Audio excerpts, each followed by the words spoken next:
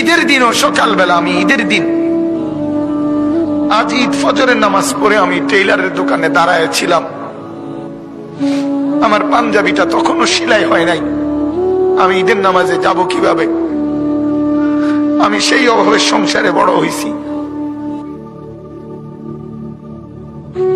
তারপরও কোনদিন বাপ অবৈধ রোজগারের পিছনে যায় না। এক মসজিদের ইমামতি করছে 43 বছর। আব্বা এক মসজিদে নামাজ পড়াইছে, এক মসজিদে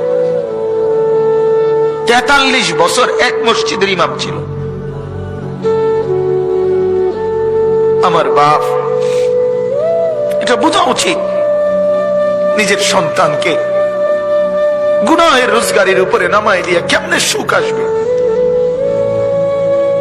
নিজের ঘরে হারামের সুদের টাকা, ঘুষের টাকা, চুরি টাকা, ডাকাতির টাকা, ওজনে কম দিয়ে ঠকবাজি করে, প্রতারণা করে, মিথ্যা বলে, ধোঁকাবাজি করে, নেশার সামানা বিক্রি করে, মদের উপকরণ বিক্রি করে, জুয়ার সামগ্রী বিক্রি করে, মানুষকে ঠকাইয়া প্রতারণা করে, মিথ্যা বলে যে টাকা আপনি ঘরে আনলেন, আপনি অনেক মানুষকে কষ্ট দিয়ে আপনার ঘরে সুখ আসবে কেমনে